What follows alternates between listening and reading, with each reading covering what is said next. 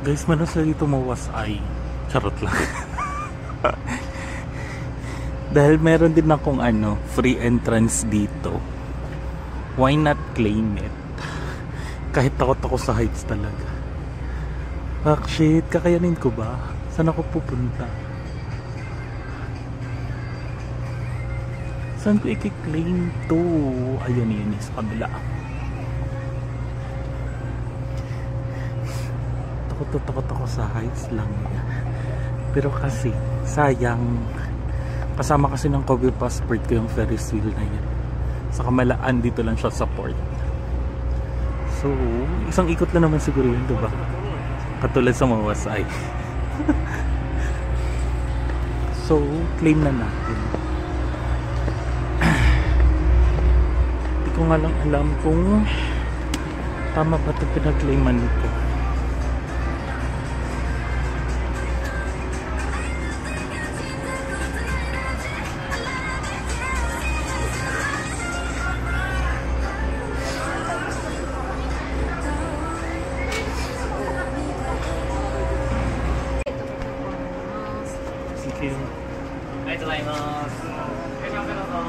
Ito na ang ticket. Laksa. Hello.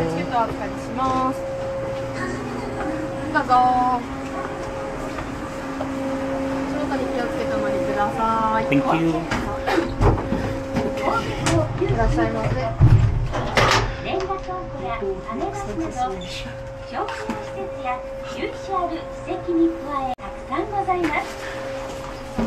Okay naman siguro.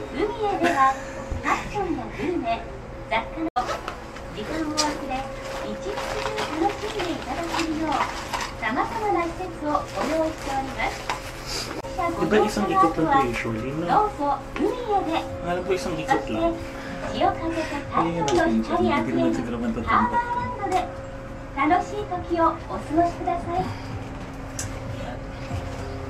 Or kung gusto nyo makakita din ng diba? Okay na. Yan. Puro dagat dyan sa kabila. Dito naman see buildings. Kayo na bahala. Dyan na lang. Ang galing ng payo nila. 7-Eleven ko binili. Sobrang nipis. Sobrang liit. Kasya pa sa bag nila dito. Sobrang gaan lang din. Ang ba't balik tayo? Okay, kunwari, di tayo takot. Usap lang. Wala pa tayo sa taas. Siya. Higay ako na tumingin ito. Ayoko gumalaw kasi parang nag-swing.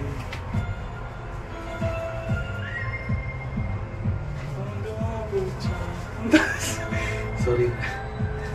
Ang vlog na ito ay puro pagmumura. Parang tabingi pa yung camera ko. Ayan mo na, okay na yan. Ayoko na gumalaw.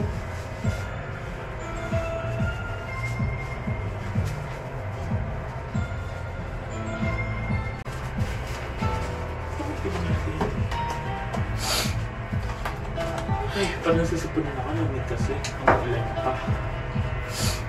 Wow! Hindi siya takot.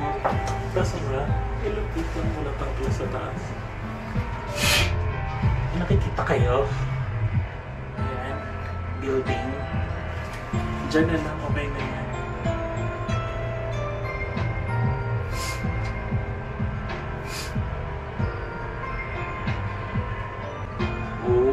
Discount coupon na ata siguro ito. Pero hindi ko din alam.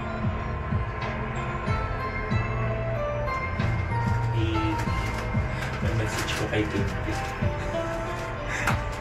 Si Tintin ang taga-translate ko eh.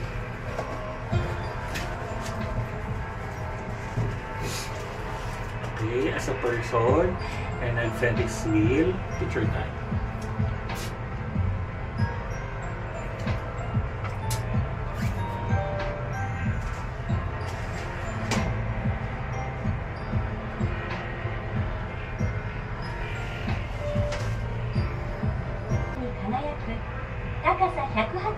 の観光タワー、神戸ポートタワー。全長319メートルの赤い橋、神戸大橋により結ばれている神戸アイランド、マリンエア神戸空港、神戸港を代表するコンテナターミナルがある六甲アイランドのランドリングエンジンがご覧いただけます。観覧車の一つに神戸ハーバーランドには平成25年4月に誕生した大型商業施設海へ、神戸アンパンマン子どもミュージアム&モールやここで楽しい時をお過ごしください。O diba? Dahil may kausap ako sa cellphone, hindi ko nang naramdam. Tapos tinanong ko to kay Tintin ko, ano? Baka discomfort nga ito. O, diba? Hindi kinabahan. Ano siya? Parang mababa ito. Parang mas malaki ata ngayong mawasay. Hindi ko lang sure. Ang tagal ko na din kasing nag-Ferris wheel sa mawasay.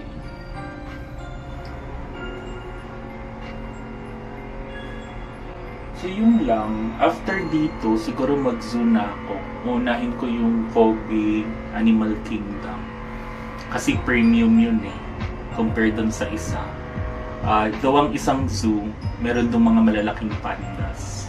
Sana maabutan ko pa. Kasi parang 5 PM lang ata. 3 PM na. So, baka malayo pa yun. Yung Kobe Animal Kingdom, malapit lang siguro dito.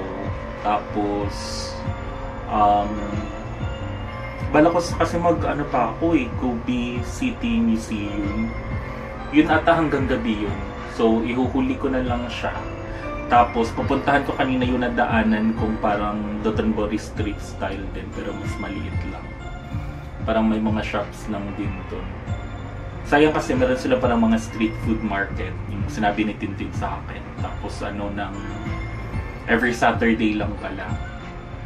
Balak naman talaga sana ng Kobe ko is Saturday.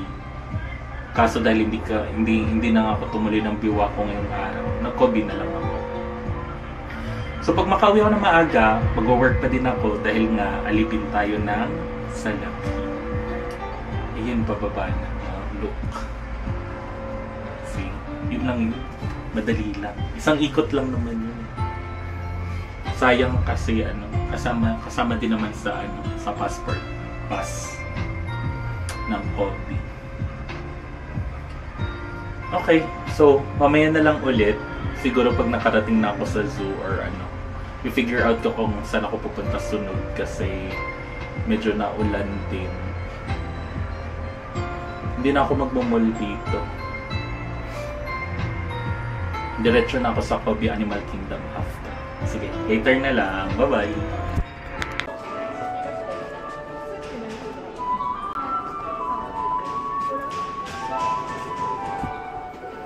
So, dito ako guys sa Kobe City Animal Kingdom.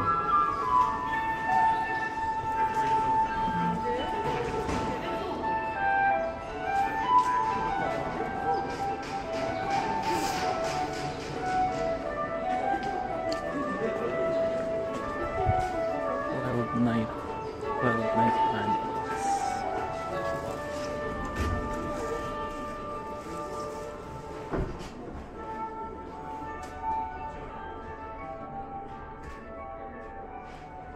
So pumasok ako dun sa pumasok ako sa night animal something. Ang ganda dun.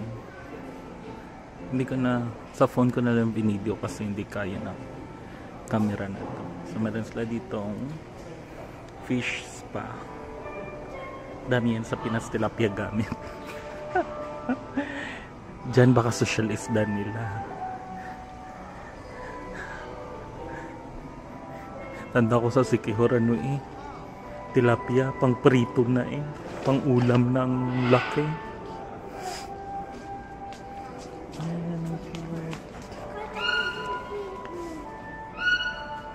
Lalagit ng lotus. Big Bill. Where's Big Bill? Ano si Big Deal na tunog?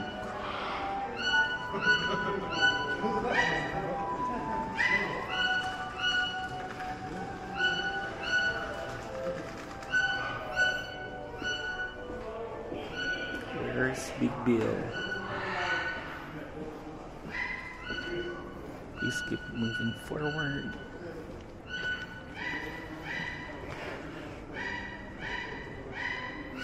Oh, nasa above pala ng entrance. Hindi ko nakita. Yun na tayo nag-iingay. Ayan o, tilapia o.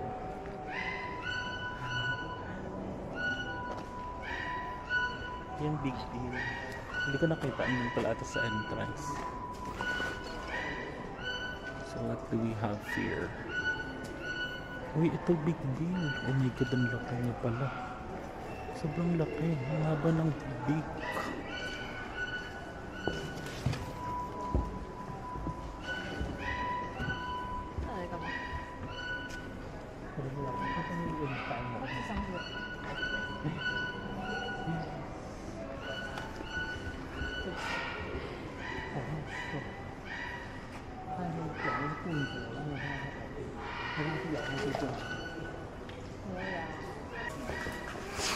Ay, binlock ng Big Deal. Oh, yun siya. Kita niyo from here. Yan. Hindi kasi ma-zoom eh. Pangit kasi ng camera ko eh. Insta eh. Ang galing. Ang lapad ng area niya. Parang free to roam lang siya. Meron ding ibang birds. You know. Free to roam lang siya sa area na to. Ang galing. Ito niya yung habitat. Parang diba? Live na alive yung habitat. Hindi sila yung parang basta na lang kinulong. Alam niyo na kung saang zoom ibig kong sabihin.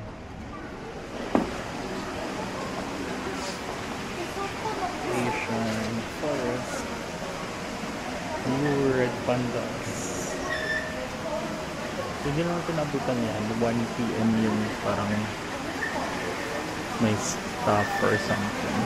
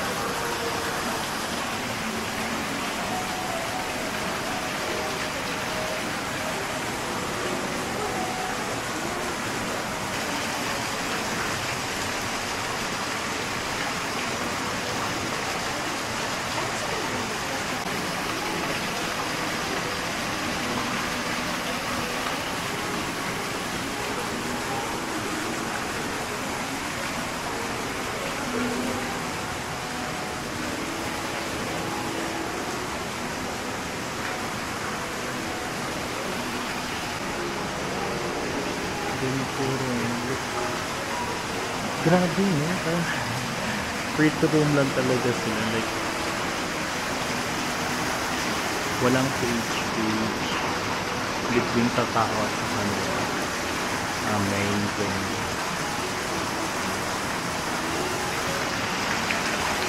Ay!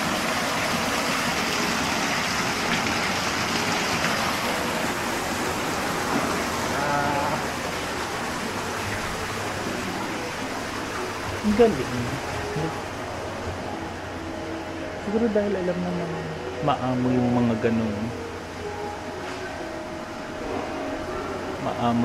ganong hayop. Tingin mo na tayo dito. Oh, look.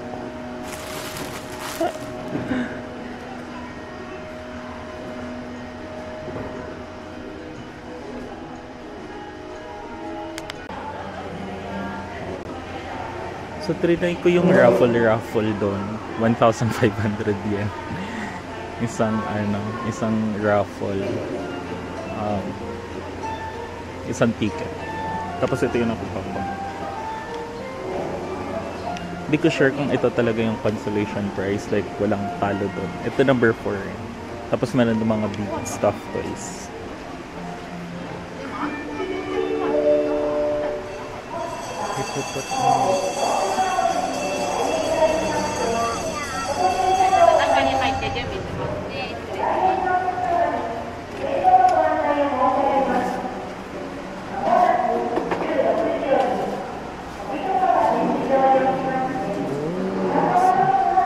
So, na timing natin, merong study talk ng 4 p.m.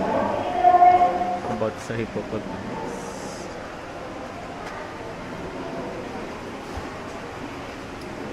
Siya hippopotamus study. まもなくこちらで川川特区4時より始まります。どうぞ皆様、こちらの柵の周りにお集まりください。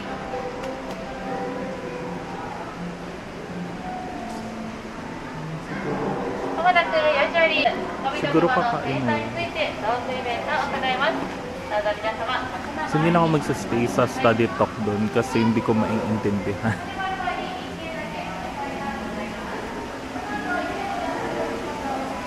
Palubat na pala tong camera ko. Hindi kasi ako nagdala ng cable eh.